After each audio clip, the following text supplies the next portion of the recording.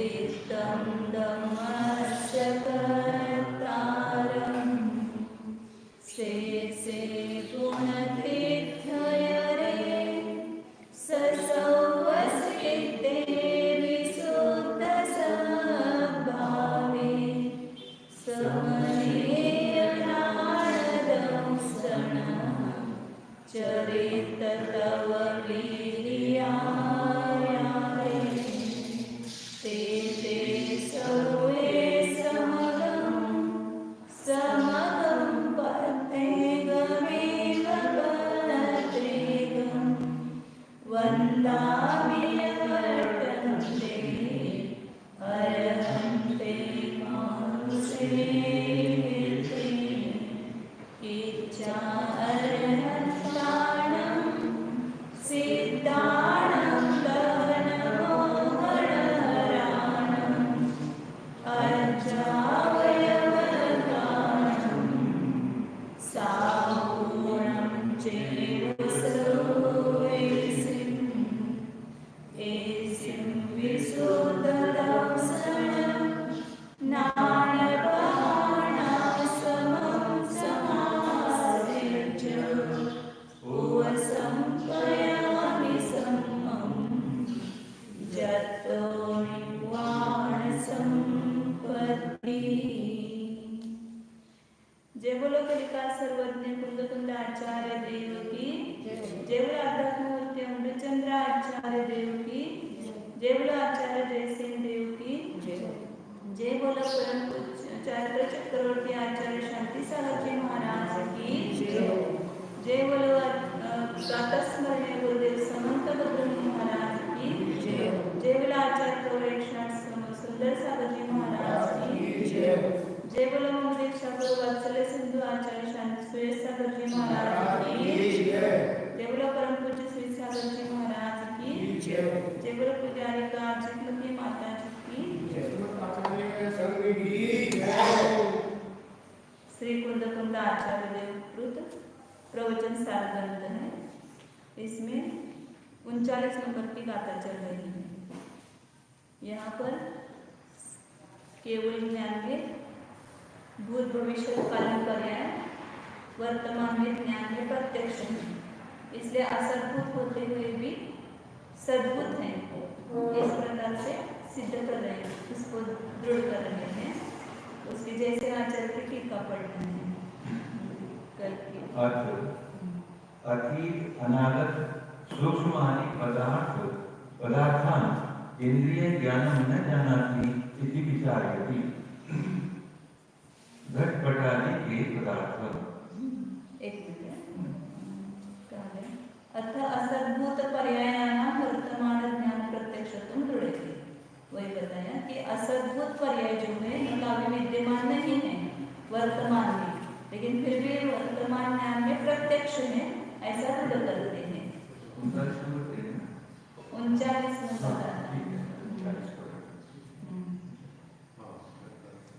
यदि प्रत्यक्ष न भवति सर्वः अजात पर्यायः भावी पर्यायः न केवलं भावी पर्यायः तरीयतच वा। यदि प्रत्यक्ष नहीं है, मिल गए 39 नंबर की बात है, 39 शुरू पहला अध्याय निकालना है तो दूसरा अध्याय में भी वही नंबर आएगा। पहला अध्याय निकालना है ना, किती पाण्या में तुमचं पेज 46 पेज है, 46 पेज है। हाँ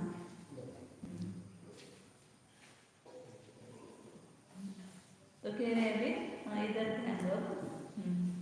यदि प्रत्यक्ष न भवति, यदि वह प्रत्यक्ष नहीं है, कौन प्रत्यक्ष नहीं है कि जो अजात पर्याय मतलब अभी उत्पन्न नहीं हुई है, भावी पर्याय भविष्यकालीन पर्याय केवल के ज्ञान में प्रत्यक्ष नहीं है।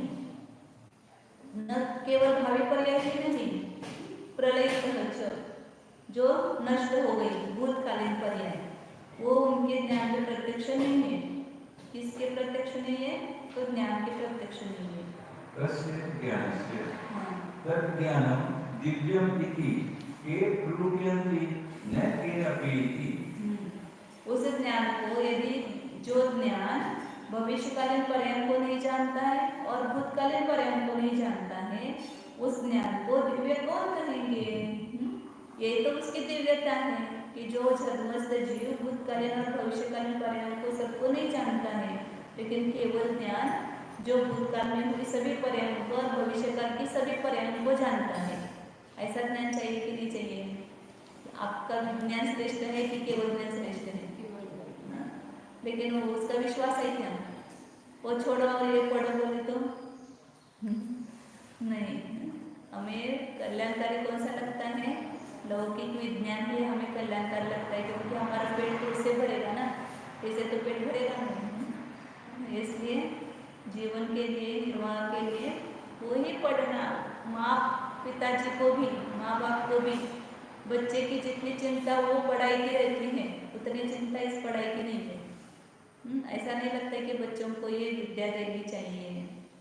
लौकिक विद्या देने में तो रात दिन उसमें कितना भी पैसा खर्च हो, कितना भी अपनी शक्ति पूरी माँ उसमें लगी रहती है, बच्चा पढ़ो, पढ़ाई करो। लेकिन इस धार्मिक पढ़ाई कितनी पढ़ाई अपने बच्चों को, उससे श्रेष्ठ विद्या आपको लगती है तो आप ये विद्या बच्चों को सिखाएंगे। तो देखिए केवल ज्ञान सबसे बड़ी विद्या है कि उस विद्या में यदि भूतकालीन संपूर्ण जगत के जितने द्रव्य हैं उन सबकी, भूतकाल की और भविष्यकाल की सबकी, आप क्या क्या होने वाले आगे और पहले क्या क्या हो गए, सब कुछ केवल ज्ञान में झलक रहा है। अभी भी झलक रहे वर्तमान में। आप यहाँ बैठे हो, शास्त्र सुन रहे हो और 1 साल के अंदर दीक्षा लेने वाले हो ये सब झलक रहा है उनके केवल ज्ञान में।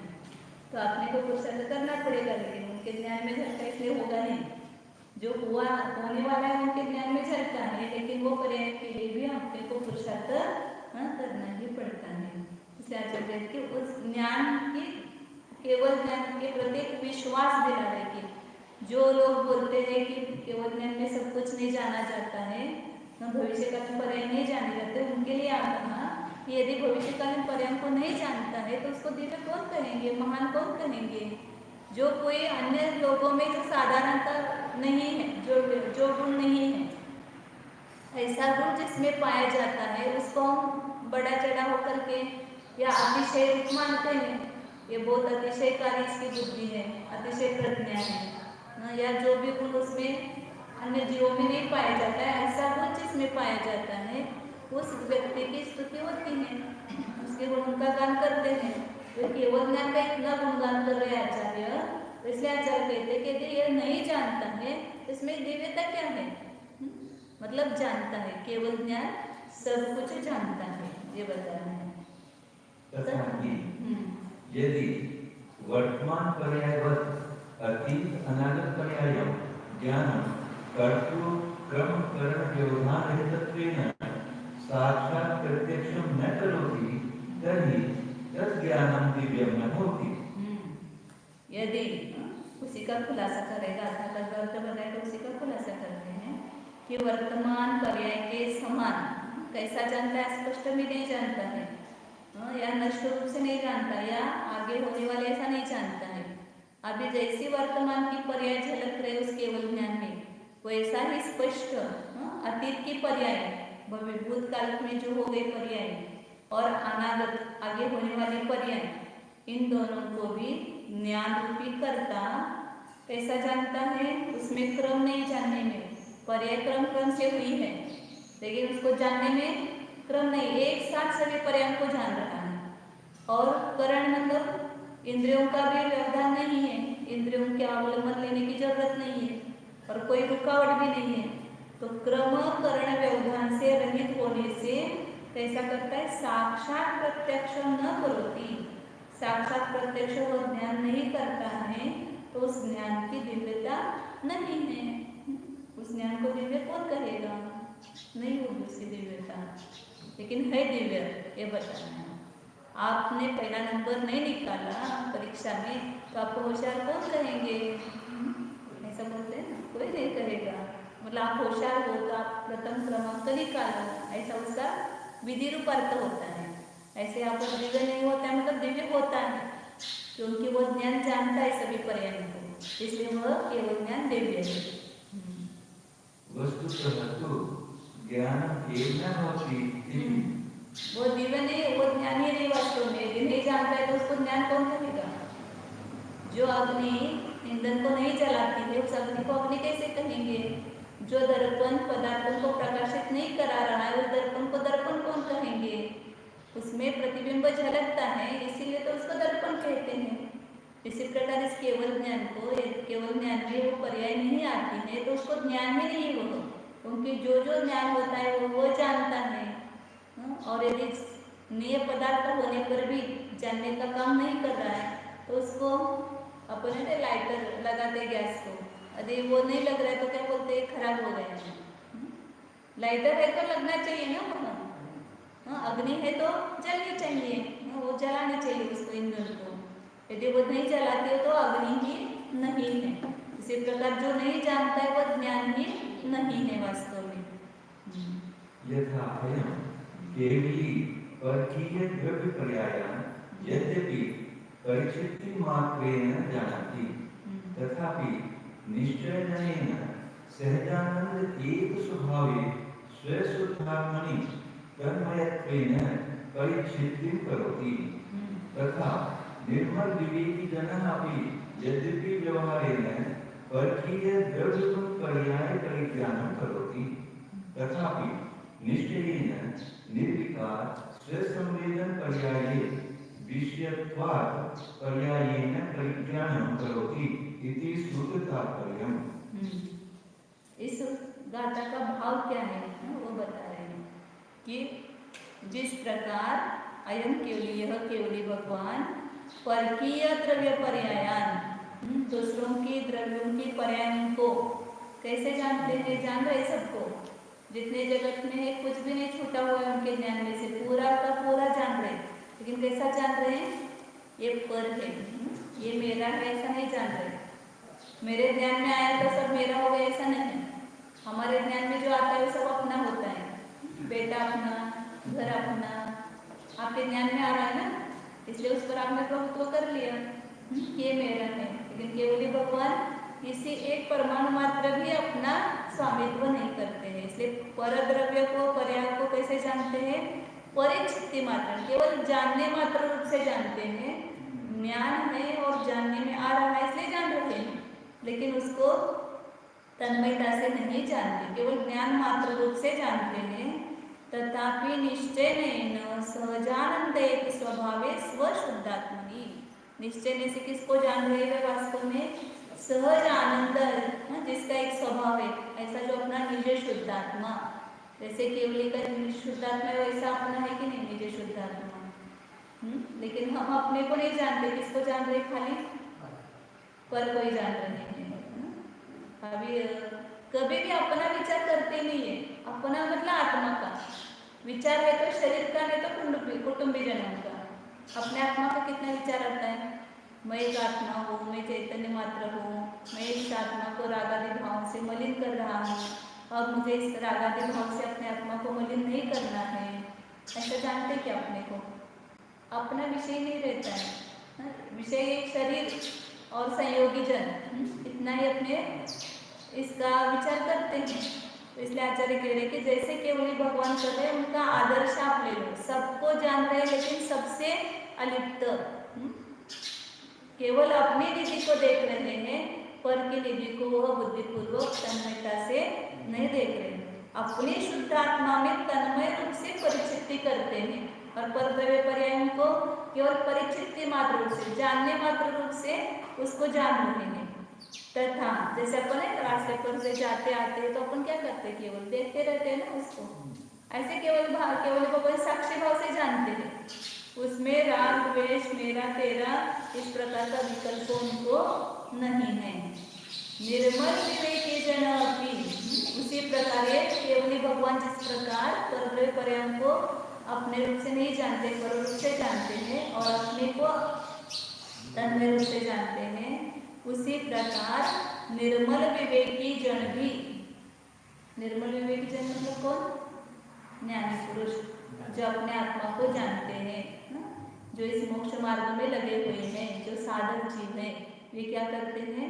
निर्मल विवेकी जन भी यद्यपि व्यवहार नहीं से, परकीय द्रव्य गुण पर्याय का परिज्ञान करता है, मतलब सब जानने में आ रहा है, शरीर भी जानने में आ रहा है, शरीर की जो अवस्था हो रही है मेरा जान रहे कि नहीं जान रहे, यहाँ पर फोड़ा हुआ है, यहाँ पर मुझे मतलब दर्द हो रहा है, सब कुछ उनके ज्ञान में झलक रहा है, लेकिन वो कैसा जानते हैं, परिज्ञान करते हैं उसका, लेकिन उसको अपने रूप से अनुभव नहीं करते हैं।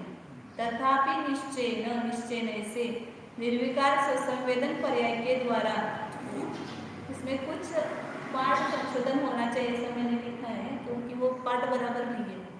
निर्विकार स्वसंवेदन पर्याय विषयत्वात् पर्याय न परिज्ञान करोति है ना, हाँ पर्याय भी नहीं चाहिए, पर्याय रूप से परिज्ञान करते हैं ये, मतलब अपने जो निर्विकार स्वसंवेदन पर्याय के द्वारा अपने निज शुद्धात्मा को विषय करते हैं, मतलब उसको जानते हैं, ऐसा वो है, कुछ विभक्ति वगैरह श्रुति लग रही है इसमें, मतलब यहाँ पर जैसे केवली भगवान पर द्रव्य को केवल जानते मात्र हैं और अपने आत्मा में लीन होते हैं, अपने शुद्धात्मा में तन्मय रूप से जान रहे हैं, उसी प्रकार हमें भी यही काम करना है। ज्ञान है, जान रहा है, तो जानो केवल है, घर ईट पत्थर से बना हुआ है, ये मेरी थोड़ा है, ये घर मेरा नहीं है, बेटा भी मेरा नहीं।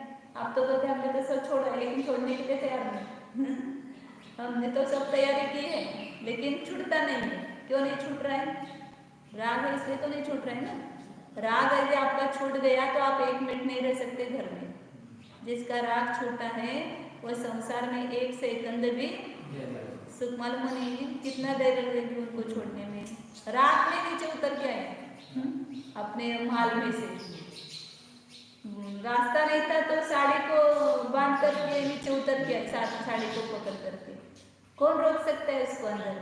कोई नहीं रोक सकता है। अपने अंदर से यदि पुरुषार्थ इतना जागृत हो जाए कि मुझे अब इसमें रहना नहीं है, ये घर मेरा नहीं है, पत्नी मेरी नहीं है, बेटे मेरे नहीं है, ये सब धन धान्य क्या है, जब छोड़ के चले जाएंगे तो कौन जाएगा अपने साथ? सबको पता है, फिर भी छूटता नहीं है। क्या कहेंगे? देखो मोह की महिमा, कहते हैं या कैसे मोह की महिमा है, सब पता चल रहा है कि हम भी जाने वाले हैं, वो अपनी पत्नी भी चली गई और भी लोग चले गए और हम भी जाने वाले, सब छोड़ के जाने वाले, सबको पता है कि नहीं पता है? फिर पता होने पर भी क्यों अंधे बने हुए हैं? आंखें न बांधी पाटी, बोलते ना, आंखों में पट्टी बांधी है कि हमें दिखे ही नहीं कुछ। हाँ, मतलब जागरूक नहीं होना चाहते हैं, दिखाई दे रहे। सुबह बेटा सोता है ना तो उठता नहीं तो माँ आवाज लगाती है तो थोड़ा आंखें खोल के देखता है और माँ आते तो पुनः ऐसा ये बनाता है, क्या बोलते, नाटक बनाता है, सोने का नाटक करता है। कितना भी आवाज लगाते तो फिर आवाज नहीं देता है, तो सोने का नाटक। ऐसे हमने भी सोने का नाटक किया है।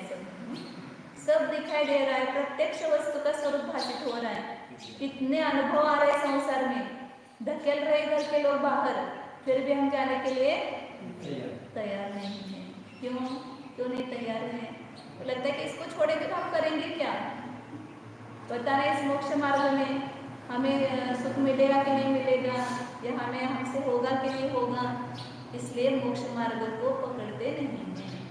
इसलिए आचार्य कह रहे कि इस जगत में एक अपना निज शुद्धात्मा छोड़ करके और कुछ भी अपना नहीं है। तो सबको जानो देखो, लेकिन उसमें रमो नहीं। और रमना किसमें है? एक अपना जो निज चैतन्य स्वरूप भगवान आत्मा है, यही तत्तेव विहर नित्यम, उसी में तू विहार कर, उसी में तू तृप्त हो, उसी में संतुष्ट हो, उसका ही अनुभव कर, उसका ही चिंतन कर। अन्य जगह जाने के लिए कुछ जरूरत ही नहीं है।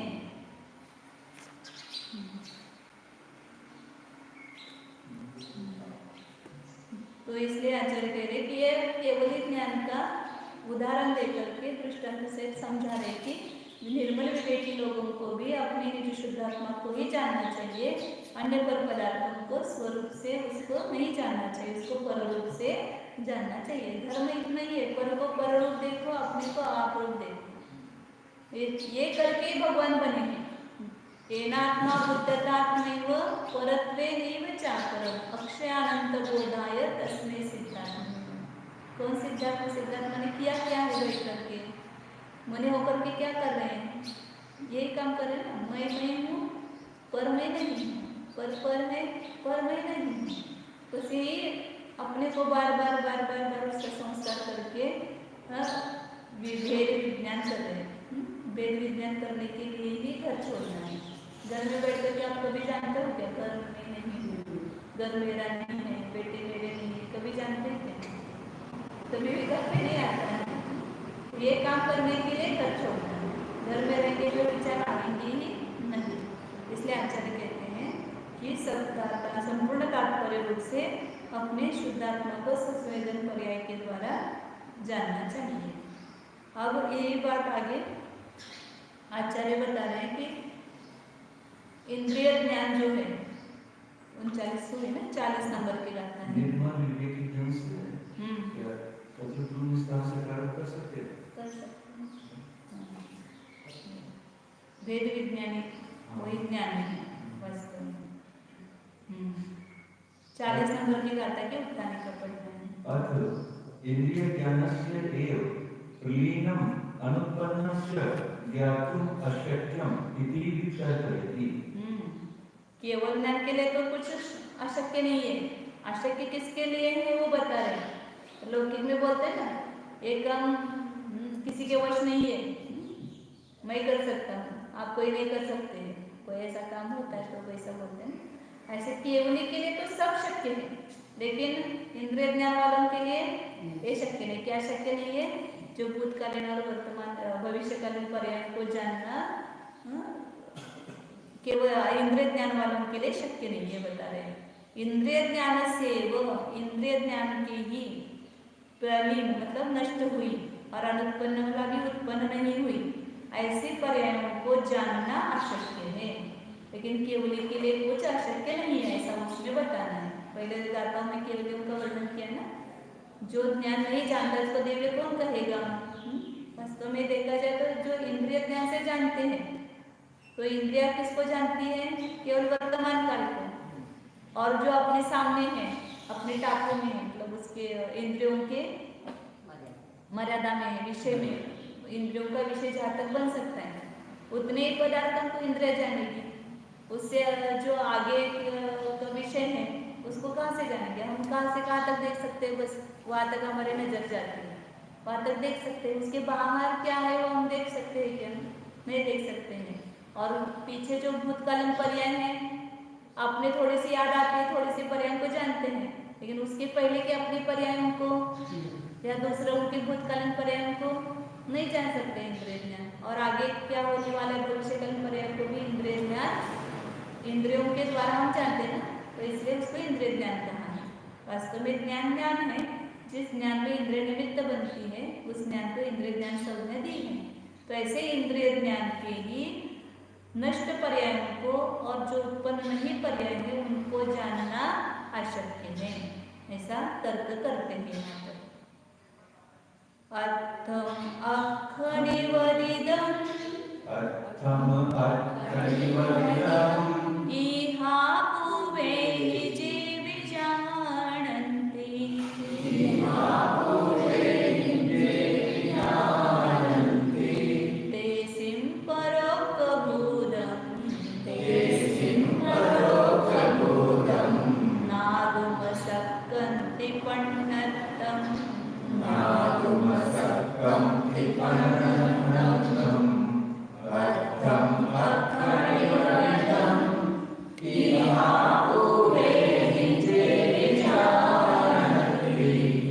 तेसिं परोक्तभूतम् नागुमशक्कन्ति पण्णत्तम् जे अक्षणिवदिदम अर्थम इहा पूर्वे विजानन्ति, जो इंद्रियों में प्राप्त हुई, इंद्रियों को प्राप्त हुई पदार्थों को इहा पूर्व मतलब अवग्रह इहा अवय धारणा से क्रम से जानते हैं, उनके तेसिम परोक्ष भूतम, जो परोक्ष भूत है, परोक्ष भूत है मतलब अपने इंद्रियों के सामने नहीं है, जो दूरवर्ती है क्षेत्र की अपेक्षा या काल की अपेक्षा से, जो परोक्ष अपने सामने जो घटित नहीं घटना है, नहीं हुई है, उन परोक्षभूत पदार्थों को नादुम मतलब जानना अशक्य है, ऐसा केवली भगवान ने पंडितम तक कहा है। मतलब पीछे के केवलीय ज्ञान के पोषण के लिए अब यहाँ पर बता रहे कि केवल ज्ञान के लिए तो सब कुछ समर्थ है, केवली भगवान तो सद्भुत असद्भुत सभी पर्यायों को वर्तमान काल के समान जानते हैं, लेकिन इंद्रिय ज्ञान के लिए ये शक्य नहीं है, क्योंकि इंद्रिय ज्ञान बहुत दुर्बल है। जिस ज्ञान की हम इतनी स्तुति कर रहे हैं, जिस ज्ञान में हम इतने लीन हो गए हैं, ये सब कंप्यूटर साइंस अमुक तमुक ये सब कौन सा ज्ञान है? इंद्रिय ज्ञान ही है, लेकिन उसमें कितने लीन हो गए हैं और उस ज्ञान को कितना उसकी स्तुति कर रहे हैं, उसका कितना आदर कर रहे हैं और उस ज्ञान से जो सहित है उसी को ज्ञानी मान रहे हैं, बड़ा मान रहे हैं, लेकिन ये इंद्रिय ज्ञान बहुत अशक्त है, कमजोर है। ये केवल वर्तमान को ही और जो इंद्रियों के संबंध हो सकता है उतने ही पदार्थों को जानता है। 5 इंद्रियों में से भी सब इंद्रियों के द्वारा एक साथ नहीं जानेगा, एक एक इंद्रिय के द्वारा ही जानेगा, और एक इंद्रियों को भी के भी सभी विषयों को नहीं जानता है, उसमें भी किसी एक विषय को जानता है, और वो भी विषय कैसा चाहिए? वर्तमान चाहिए और प्रत्यक्ष चाहिए, तभी उसको ग्रहण करता है। जो परोक्ष भूत है मतलब इंद्रियों से परे है या भूतकाल भविष्यकालीन है, उसको जानने में अपना ज्ञान, जो अपना ज्ञान है सब कौन सा है? इंद्रिय ज्ञान, जो भी प्रवृत्ति कर रहे अपन, तो इस ज्ञान का समादर करने योग्य नहीं है। वास्तव में केवल ज्ञान ही जीव का स्वभाव है और वो शक्ति अपने में भी पड़ी हुई है, तो उस केवल ज्ञान रूप सहज ज्ञान स्वरूप अपने को अनुभवना चाहिए। ये इंद्रिय ज्ञान से भी अपने को भिन्न रूप से अनुभव करना चाहिए कि जो अभी ज्ञान वर्तमान में हमें हो रहा है इंद्रियों के अवलंबन से, उतना अपना स्वभाव नहीं है। बिना इंद्रियों के अतीन्द्रिय ज्ञान रूप के द्वारा सभी पदार्थों को एक साथ जानना, ये अपना वास्तव में स्वभाव है।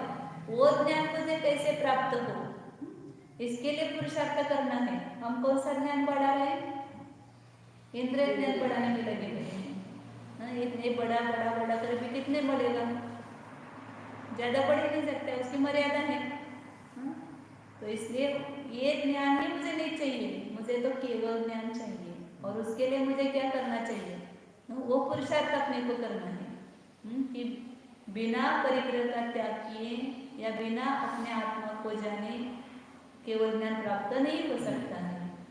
इसलिए रत्नत्रय की साधना करनी चाहिए, रत्नत्रय के द्वारा ही केवल ज्ञान की प्राप्ति होती है।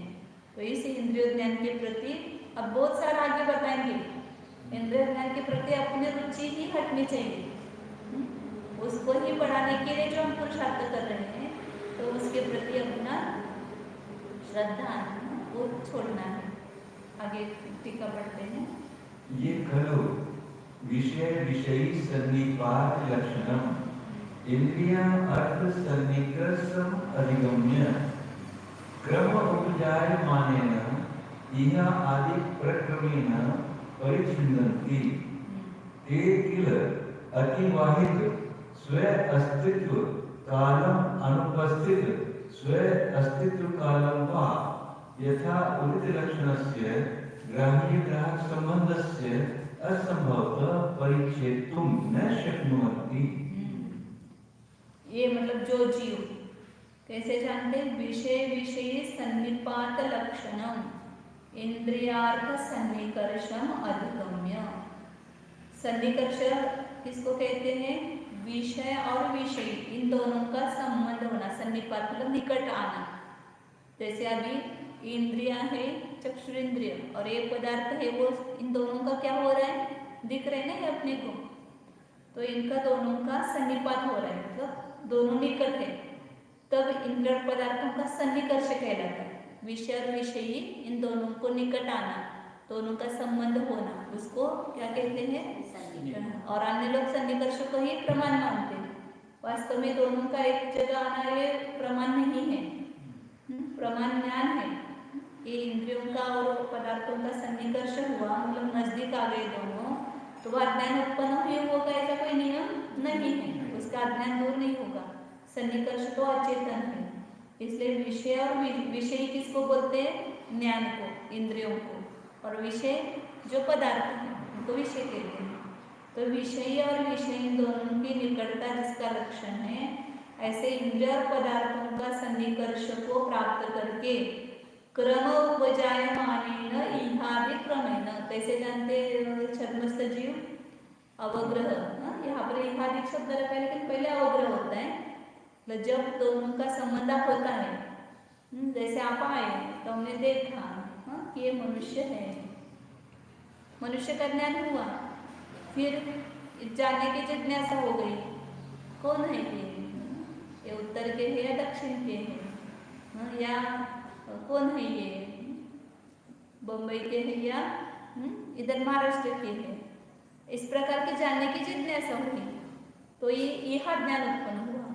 फिर यहाँ के बाद हाँ ये तो वही दिख रहे हैं, ये कुमार भाई ही है, ये कुमार भाई है कि कौन है, ऐसे पहले जानने की जिज्ञासा हुई, फिर निर्णय हुआ क्योंकि स्पष्ट चेहरा देखा, ये सब देखा, तो हाँ नहीं ये कुमार भाई ही है। क्या हो गया वहाँ पर? अवाय हुआ, या ये दक्षिण का ही पुरुष है या उत्तर का ही पुरुष है, जो भी वहाँ पर होगा विषय, उसकी अपेक्षा से उसका निर्णय होना, उसको बोलते अवाय।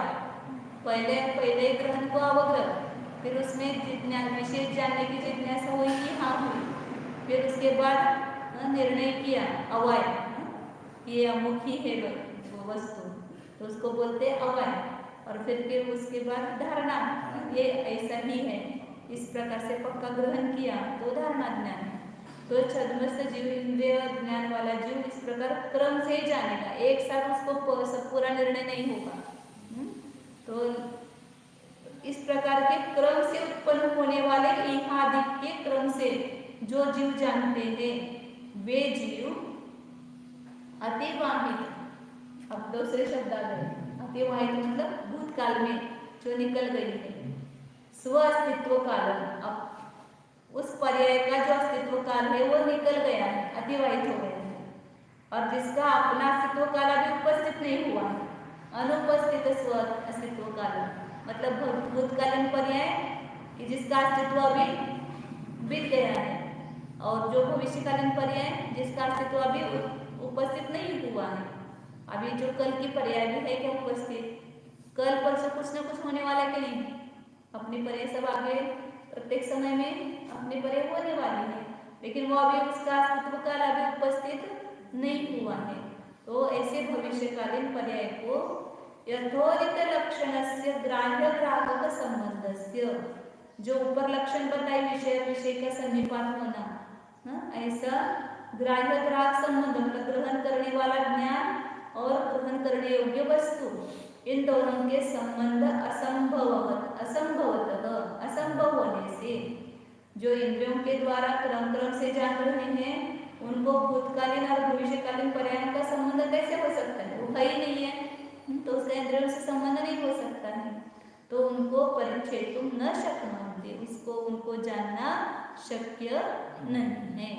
इंद्रिया तो केवल भौतिक को ही जानेगी, और वो भी वर्तमान विषय को ही जानेगी, वर्तमान विषय में भी स्थूल पदार्थ को ही जानेगी, सूक्ष्म को नहीं जानेगी, प्रक्रम पूर्वक ही जानेगी, एक साथ नहीं जानेगी। ऐसे इंद्रिय ज्ञान के लिए ये सब भूत भविष्यकालीन पर्यायों को जानना शक्य नहीं है। केवल ज्ञान ऐसा है कि उसके लिए सब कुछ शक्य है, कुछ भी अशक्य बात ही नहीं है। पूरे विश्व का कोई भी एक कोना या एक परमाणु भी नहीं बचता है कि जो केवल ज्ञान में नहीं झलका हो।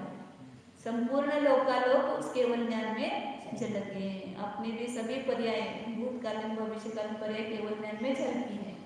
इसलिए ऐसा नहीं समझना कि मेरा किसी को पता नहीं चलता है, केवल ज्ञान को सब कुछ पता चलता है। एक दो बार अपने जो परिणाम है उसको दो जानते हैं, एक केवल ज्ञानी और एक स्वयं हो। जो करता है वो जानता है, और कौन जानता है? केवल ज्ञानी, भले दूसरा कोई भी न जाने, लेकिन ये दो तो अपने को अपने परिणाम को नियम से जानते हैं। इसलिए अपने आत्म साक्षी से जब भी कुछ करना है तो किससे करना? अपने आत्म साक्षी से। अपना आत्मा देख रहा है कि तू पाप कर रहा है, पुण्य कर रहा है, क्या कर रहा है, कौन देख रहा है?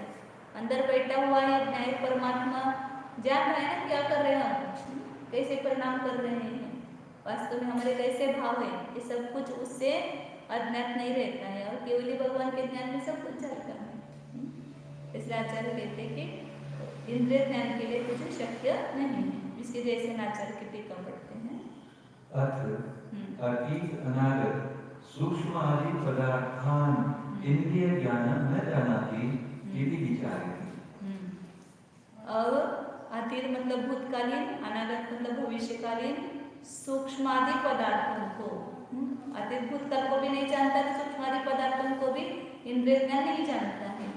अब यहाँ पर सब परमाणु भरे हुए हैं, हम देख रहे हैं कि उसको इंद्रिय ज्ञान से द्वनु परमाणु है, त्रिणुक है, त्रिणुक जाने तो अनंत अनंत परमाणु का कार्बन स्कंद अपने पास पड़ा हुआ है। कार्बन शरीर दिख रहा है क्या? इतने परमाणु, इसमें अनंत अनंत परमाणु, उनका संपूर्ण ढेर लगा हुआ। कर्म पड़े, कर्म पड़े हुए नहीं यहाँ पर, आत्मा के पूरे प्रदेशों पर कर्म परमाणु भरे हुए हैं, लेकिन दिख कहाँ रहे हैं अपने को? तो ऐसे सूक्ष्म स्कंद इंद्रियों के द्वारा दिखते नहीं है, इसलिए सूक्ष्मादि पदार्थों को इंद्रिय ज्ञान जानता नहीं है। घटपटादि ये पदार्थम कथम भूतम अक्षनि पतितम इंद्रिय प्राप्तम इंद्रिय संबद्धम इत्थम भूतम अर्थम अवग्रह इहा अवाय आदि क्रमेण ये पुरुषा विजानन्ति इति स्फुटम। घटपटादि ये पदार्थों को, घट मतलब घट, मिट्टी का घट, और पट मतलब वस्त्र, इत्यादि प्रिय पदार्थ मतलब जानने योग्य पदार्थों को, कैसे वे जो इंद्रियों को प्राप्त हुए हैं, इंद्रियों से जिनका संबंध हुआ है, ऐसे पदार्थों को कैसे जानते हैं? अवग्रह इहा अवाय आदि क्रम से, जो पुरुष जानते हैं, मतलब हम सब पुरुष ऐसा जानते हैं, तो तेषां संबंधी ज्ञानम परोक्षभूतम सत् सूक्ष्मादि पदार्थान ज्ञातुम अशक्यम इति प्रत्यक्षम कथितम। उन संबंधी जो ज्ञान है वो कैसा है? परोक्षभूत, वह परोक्षभूत होता हुआ ज्ञान परोक्ष है, लेकिन उसके जो विषय है वो वर्तमान के प्रत्यक्ष। परोक्ष मतलब दूर, एक परोक्ष का अर्थ होता है दूरवर्ती पदार्थ, और एक परोक्ष का अर्थ होता है कि इंद्रिया जो है इंद्रियों के द्वारा ग्रहण करता है, इसलिए वो परोक्ष है। अभी जो हम शब्द सुन रहे, आप प्रत्यक्ष सुनते हैं कि परोक्ष? तो वो अपने लगता है ना, हम प्रत्यक्ष सुन रहे ऐसा लगता है, लेकिन इंद्रियों की अपेक्षा वहां पर लगी, इसलिए वो परोक्ष हो गया। ये प्रत्यक्ष लगता है अपने को, लेकिन ये परोक्ष है। और यहाँ परोक्ष भूत का अर्थ दूरवर्ती पदार्थ है, क्षेत्र की अपेक्षा से जो अपने टापू में नहीं है, अपने इंद्रियों के विषय में नहीं है, या भूतकाल भविष्य काल में होने वाले हैं, उनको यहाँ पर परोक्ष कहा है।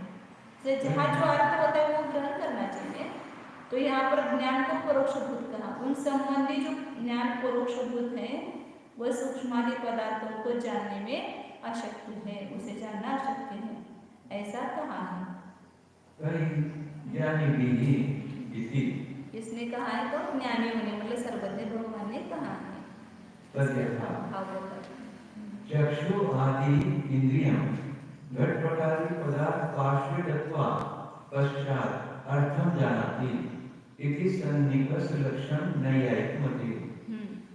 सन्निकर्ष, नैयायिकों ने सन्निकर्ष को प्रमाण माना है। किसको कहते हैं सन्निकर्ष? चक्षुरादि इंद्रियां घटपटादि पदार्थ के पास जाकर के फिर अर्थ को जानती है। जैसे अब ये चक्षु है या पदार्थ, तो चक्षु उस पदार्थ के को प्राप्त हो जाती है फिर जानती है। अपने यहाँ तो चक्षुरेंद्रिय के साथ सन्निकर्ष नहीं माना है ना, अप्राप्त अर्थ को ही जानता है। चक्षुरेंद्रिय आंखों से हम जो प्राप्त नहीं हुआ है उसको ही जानते हैं, प्राप्त होने की जरूरत नहीं, दूर कर ही ना उसको ग्रहण करते हैं। तो चक्षुरादि इंद्रिय घटपटादि पदार्थ के पास जा करके फिर अर्थ को जानती है, ऐसा सन्निकर्ष का लक्षण नैयायिक मतवादी जो है उन्होंने कहा है। संक्षेपेण इंद्रिय अर्थयोः संबंधः सन्निकर्षः स एव प्रमाणम्। अथवा संक्षेप से इंद्रिय और पदार्थ इन दोनों का संबंध होना वही सन्निकर्ष है और उसको ही प्रमाण मानते हैं। वास्तव में अचेतन है वो, इंद्रिय और पदार्थों का संबंध हुआ तो ज्ञान कैसे उत्पन्न होगा? यहाँ तो ज्ञान इंद्रियों का निमित्त करके जानता है, इंद्रिया नहीं जानती है पदार्थ प्राप्त होने पर भी। वह सन्निकर्ष सच सन्निकर्ष आकाश आदि अमूर्त पदार्थेषु देशांतरित मेरु आदि पदार्थेषु कालांतरित राम रावणादिषु स्वभावांतरित भूतादिषु तथैव अति सूक्ष्मेषु पर चेतोवृत्ति उद्गल परमाणु आदिषु च न प्रवर्तते। वह सन्निकर्ष जो है वह जो आकाश आदि अमूर्त पदार्थ है। अब यहाँ पर आकाश द्रव्य है, धर्म द्रव्य, उसका होता है क्या सन्निकर्ष? इंद्रियों के द्वारा नहीं होता है। तो आकाश आदि अमूर्त पदार्थों में आत्मा का दिख रहा है अपने को, सबका आत्मा दिखाई देता तो कोई भी आत्मा नहीं रहता, लेकिन आत्मा अमूर्तिक होने के कारण किसी को पकड़ में नहीं आ रहा है। तो आकाश आदि अमूर्त पदार्थों संबंधी और जो देशांतरित मतलब क्षेत्र से दूरवर्ती है, ऐसे मेरु आदि पदार्थ, मेरु इतना बड़ा ऊंचा है, दिखता है कि अपने को 1 लाख योजन ऊंचा है, फिर भी यहाँ से दिखाई नहीं देता है, तो ये दूरवर्ती है। तो इन दूरवर्ती पदार्थों में भी सन्निकर्ष नहीं हो सकता है। और कालांतरित, काल से दूरवर्ती जो राम रावण आदि है, उसका इंद्रियों के साथ संबंध हो सकता है क्या? उसके साथ संबंध सन्निकर्ष नहीं हो सकता है। और स्वभावांतरित भूतादिशु, या कोई भूत आकर के बैठा होगा, दिखता है क्या अपने को? व्यंतरा करके बैठ सकता है ना, महाराज जी का प्रवचन सुनने के लिए आके बैठ सकता है, लेकिन अपने को दिखाई यहाँ होते हुए भी वो स्वभाव से सूक्ष्म है। परमाणु में यहाँ सब है स्थित, लेकिन वो नहीं दिखाई दे रहे। अति सूक्ष्मेषु परचेतो वृत्ति पुद्गल परमाणु। आपका मन, आपके मन की प्रवृत्तियाँ प्रत्यक्ष यहाँ पर होने पर भी इंद्रियों का उसके साथ सन्निकर्ष हो सकता है क्या? आपके मन में क्या विचार चल रहे हैं उसको हम जान सकते हैं क्या? नहीं जान सकते हैं। तो इन सबके साथ सन्निकर्ष प्रवृत्त नहीं होता है, उसके साथ सन्निकर्ष पास होते हुए भी इन पदार्थों के साथ नहीं हो सकता है सन्निकर्ष। क्यों नहीं हो सकता है आगे? तस्मात् इति चेत् इंद्रियाणां स्थूल विषयत्वात् तथैव मूर्त विषयत्वात् च। इंद्रियां स्थूल विषय वाली है, मतलब इंद्रियों के द्वारा केवल स्थूल जो बड़ा बड़ा स्कंद है वो हम देख पा रहे हैं, शब्द वगैरह जो स्थूल है उसको ही ग्रहण कर सकते हैं। ये सूक्ष्म जो है अमूर्तिक है, आगे सब उसका खुलासा और आने वाला है, जो क्षेत्र से दूरवर्ती है, काल से दूरवर्ती है, ऐसे पदार्थों को या फिर सूक्ष्म पदार्थों को इंद्रियां नहीं जान सकती हैं। तो क्यों? क्योंकि इंद्रियों का स्थूल विषय होने से। और मूर्त विषयत्वात्, इंद्रिय केवल मूर्त को ही जान। मूर्त किसको कहते हैं? जो स्पर्श रस गंध वर्ण से शुद्ध द्रव्य है उसको ही मूर्त कहते हैं। उस मूर्त को ही विषय कर सकती है। ततः कारणात् इंद्रिय ज्ञानेन सर्वज्ञ न भवति। उस कारण से इंद्रिय ज्ञान के द्वारा कोई सर्वज्ञ होता नहीं। हम ऐसे इंद्रिय ज्ञान के द्वारा सब कुछ जान करके सर्वज्ञ बनेंगे? हो सकते हैं क्या? तो इतनी पढ़ाई करने से क्या लाभ है फिर? इस इंद्रिय ज्ञान से हम सर्वज्ञ नहीं हो सकते हैं। तो ये इंद्रिय ज्ञान बंद करके अपना जो अतीन्द्रिय ज्ञान है उस अतीन्द्रिय ज्ञान के द्वारा अपने अतीन्द्रिय वस्तु को जानना चाहिए। आगे बताते आचार्य। अतीन्द्रिय ज्ञान उत्पत्ति कारणम रागादि विकल्प रहितम स्वस्वविषयं ज्ञानं विहाय पंचेन्द्रिय सुख साधन भूते भूत इंद्रिय ज्ञाने नाना मनोरथ विकल्प जाल रूपे मानस ज्ञाने च ये रतिं कुर्वन्ति ते सर्वज्ञ पदं न लभन्ते इति सूत्र लिखा है। देखिए, इसलिए अतीन्द्रिय ज्ञान के इंद्रिय ज्ञान से ये सब नहीं सर्वज्ञ, कोई नहीं सर्वज्ञ हो सकता है। हम पढ़ करके सर्वज्ञ नहीं बनेंगे, ये इंद्रिय ज्ञान के द्वारा सर्वज्ञ नहीं बनेंगे। तो उसके लिए क्या करना है कि इंद्रिय ज्ञान की उत्पत्ति का कारण कौन है? रागादि विकल्प रहित स्वसंवेदन ज्ञान, मतलब राग द्वेष मोह आदि से रहित, जो केवल अपने शुद्ध चैतन्य स्वरूप आत्मा को जान रहा है। मैं एक चैतन्य स्वरूप आत्मा हूँ, इस प्रकार अंदर वेदन कर रहा है, वह ज्ञान स्वसंवेदन ज्ञान कहलाता है। और वह स्वसंवेदन ज्ञान को छोड़ करके मतलब उसके साथ रति करना चाहिए, लेकिन उसमें हम रति कर नहीं रहे हैं। और किसमें रति करते हैं? बाहर के इंद्रिय ज्ञान में। इस स्वसंवेदन ज्ञान को छोड़कर 5 इंद्रिय सुख के साधनभूत इंद्रिय ज्ञान में, इंद्रिय ज्ञान किसके लिए निमित्त है? इंद्रिय सुख के लिए। हम कर्णेंद्रिय के द्वारा गाना सुनते हैं तो हमें अच्छा लगता है, बढ़िया, मजा आ गई ऐसा बोलते हैं। अच्छा संगीत सुनते तो, अच्छा सीरियल वगैरह देखते तो बहुत आनंद आ गया। तो ये सब इंद्रिय ज्ञान इंद्रिय सुख में निमित्त बन रहा है। तो उसके प्रति हमारे जो रति है उसमें रत रहेगा तो सर्वज्ञ पद को नहीं प्राप्त करेगा। जो इन 5 इंद्रियों के सुख के साधनभूत इंद्रिय ज्ञान है उसमें, और नाना मनोरथ विकल्प जाल रूपे क्यों नहीं तैयार है आज? छोड़ने के लिए क्यों नहीं तैयार है? क्योंकि बहुत सारे मनोरथ हैं हमारे, अभी यही करना है, बाकी है। क्या क्या बाकी रह गया है? क्या रह गया बाकी? फिर क्यों नहीं छोड़ते? अभी तो जाना ही है, जाने के लिए हम आए हैं। भले एक दिन जाना पड़े तो जाएंगे, लेकिन जाएंगे जरूर। तो कहते कि नाना मनोरथ विकल्प जाल रूपे मानस ज्ञाने, इस मानसिक ज्ञान में जो रति करते हैं वे सर्वज्ञ पद को प्राप्त नहीं करते हैं। तो हमें सर्वज्ञ पद चाहिए कि नहीं चाहिए? तो सबसे सर्वज्ञ पद सबसे श्रेष्ठ पद है, सबसे उत्कृष्ट पद है।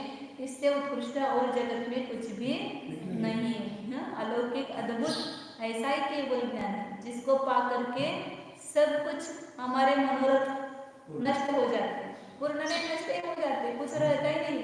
रहना क्या है? सब कुछ उसमें ज्ञान ज्ञात हो गया, अब जानना क्या बाकी रह गया? कुछ भी जानना बाकी नहीं रह जाता है। तो अपने आप वहाँ पर निराकुलता, जिज्ञासा आकुलता का कारण है। अब जिज्ञासा नहीं रहे तो क्या आकुलता रहेगी?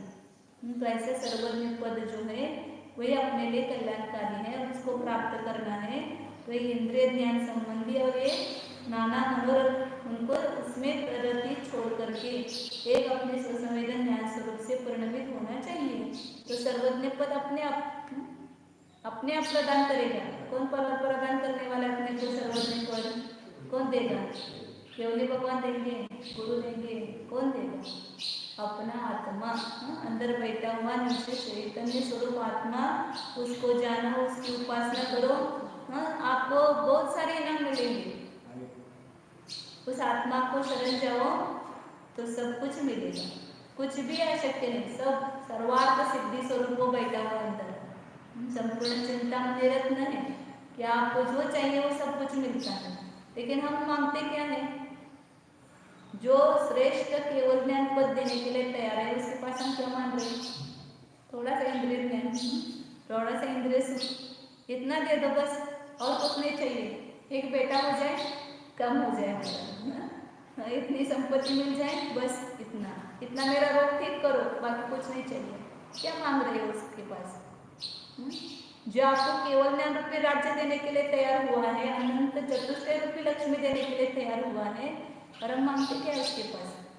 कुछ भी नहीं। मांगना है तो ऐसा मांगो ना कि जो वो दे सकता है, इतने ऊपर की संपत्ति दे सकता है। राजा खुश होकर के आपको राज्य देने के लिए तैयार है, और उसको आप क्या मांग रहे हैं? तो ये जीव रूपी राजा इतना उदार राजा है कि सब कुछ अपने को प्रदान करेगा, लेकिन एक आपको उसको समर्पण करना पड़ेगा, उसको ही शरण लेना पड़ेगा, तो सब कुछ प्राप्त होगा। लेकिन उसको एक को छोड़कर बाकी सब कर रहे हैं।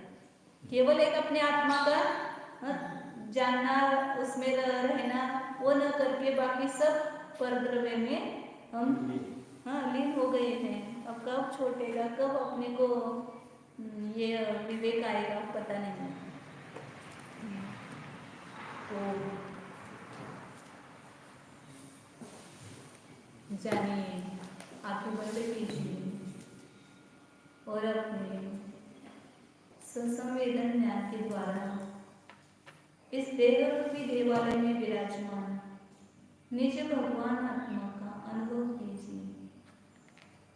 एक बार तो इस ज्ञान को ये विश्वास दिलाइए कि मैं चैतन्य स्वरूप जीव ही हूँ, अन्य कुछ नहीं हूँ। देखिए भीतर एक चैतन्य मूर्ति विराजमान है इस शरीर में। शरीर के तरफ तो हमारा ध्यान है, शरीर तो दिख रहा है, लेकिन इस शरीर के भीतर विराजमान असंख्यात प्रदेशी ज्ञानादि अनंत गुणों का पिंड स्वरूप निज भगवान आत्मा अज्ञात है, नहीं जान रहा है, जाना उसे। इतनी सर्वोत्कृष्ट वस्तु पास में होते हुए उसके क्यों अवंचित रह रहे, उससे क्यों वंचित है? तो जानिए, अब तो पता चल गया है, अब जानिए मैं हूँ, मैं शरीर नहीं हूँ, मैं मनुष्य नहीं हूँ, मैं पुरुष नहीं हूँ, मैं स्त्री नहीं हूँ, मैं सेठ नहीं हूँ, मैं डॉक्टर नहीं हूँ, मैं एक शुद्ध जीव हूँ, ज्ञानमय जीव हूँ, आनंदमय जीव हूँ।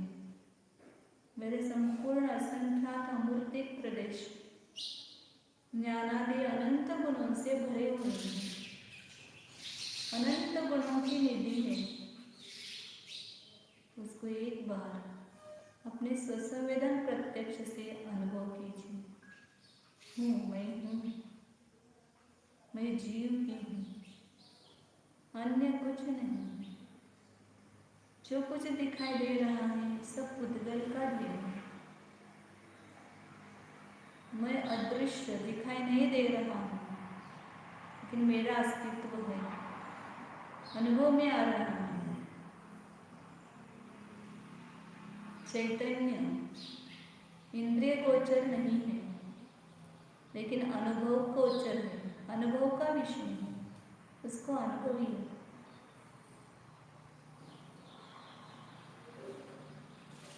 शुद्ध चैतन्य सत्ता स्वरूप ज्ञानानंद स्वरूप टंकोत्कीर्ण न्यायक स्वरूप निर्मम स्वरूप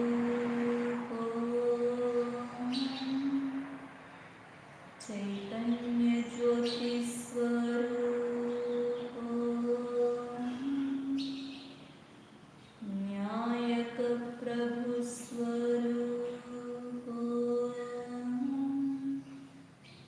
चैतन्य चिंतामणि स्वरूप